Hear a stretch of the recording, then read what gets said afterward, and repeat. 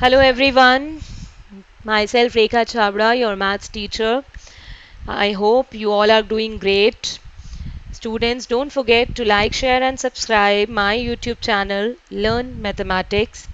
In the last video, I discussed few questions of exercise 1.3 and those questions were based on subsets, power set and universal set. Now, going forward, I will discuss Venn diagram in this video and operations on sets. In operations of sets, I will discuss only union of sets in this video and rest of the operations I will discuss in my next video. So let's start. Venn diagram. What is Venn diagram? Venn diagram is the representation of sets using circles. When we represent our sets with the help of circles, then we call them as Venn diagram. Let's take one example. Set A is 1, 2, 3, 4, B is 3, 4, 5, 6, and C is 6, 7, 8. And we have taken one universal set also. If you remember, we discussed universal set in the last session. What is universal set? Universal set is the source set. It is the set which contains all the elements of other sets. So we have taken one universal set as well. Now if we will draw these sets with the help of circles, so they will be somewhat like this. Set A is 1, 2, 3, 4. So we will make set A 1, 2, 3, 4. Now set B is 3, 4, 5, 6. But if you observe 3, 4 are the elements which are common. So we will write like this. 3, 4 will come in set A and in set B as well. And 5, 6 will write as it is. Then we have set C 6, 7, 8. And set B and C are having this number 6 in common. So we'll write here and then 7, 8 here because they are not common in any of the set. And set A and C don't have anything in common. So this type of representation with the help of circles is known as Venn diagram. Now let's discuss operations on sets. Basically we have three operations that we have to study in class 11. First is union of sets, other is intersection of sets, and the third one is difference of sets. Now in this video I will discuss only union of sets and rest too I will continue in my next video. So union of sets, A union B, this is the symbol of union, is equal to X where X belongs to A or X belongs to B. If our element X belongs to A or it belongs to B, that does not matter. That element will come in the set A union B. Intersection of sets, A intersect, this is the symbol of intersection. A intersection B is equal to X where X belongs to A and X belongs to B. Here this is compulsory that X element belongs to A and B both the sets. Now third one is difference of sets. Difference of sets means A minus B. It means we have to subtract the elements of B from A, or we can write down as A intersection B complement. What is complement? We will discuss later on and then you will be able to relate it. So let's start with union of sets. Union of sets A and B have all the elements of set A and set B, and it is represented by this symbol. Now let's take two sets A and B. So A union B will have all the elements of set A and B. So let's take all the elements of set A, then all the elements of set B. But while taking all the elements, we will not repeat any common elements. We will write them as once only.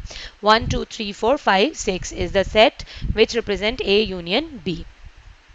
So the Venn diagram is like this: A, then B, and A union B represent all the elements. So this entire portion which is orange, this orange color shaded area represent A union B.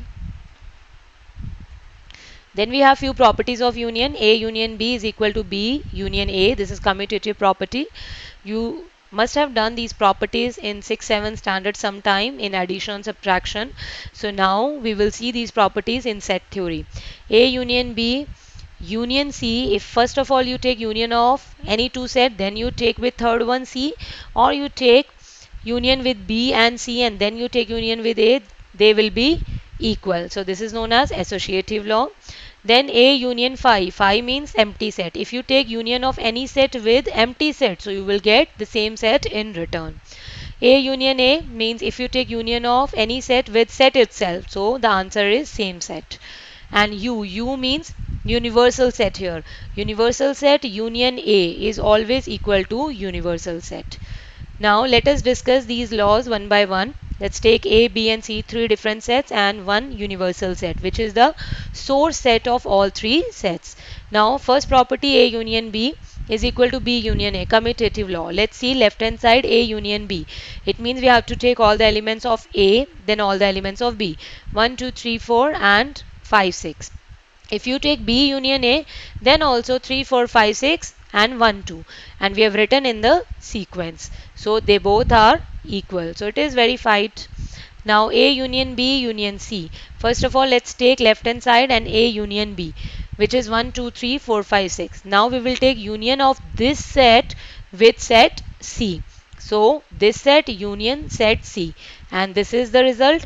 Then we'll move on to right side and we'll take union of B and C. B and C, B union C is this set, and then we'll take the union of this set with set A. And you can observe these two results are equal. So associative law also verified. A union phi is equal to A. In union, all the elements of set A and empty set will be there. Just because this is empty set, so A union phi means empty set will always be equal to A only. This is quite common sense also. Now A union A is equal to A, idempotent law. Now as per the definition of union, union set contains all the element of set A and set B, means first set and second set. So A union B or A union A, same set. So it means set A only. Now universal set union A. Universal set already has all the elements of all the sets. So universal set union any of the set will give you universal set in return.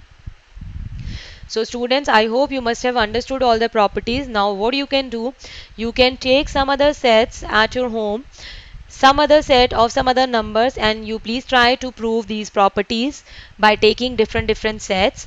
And don't forget to write your name, class and section in the comment box. Thank you students.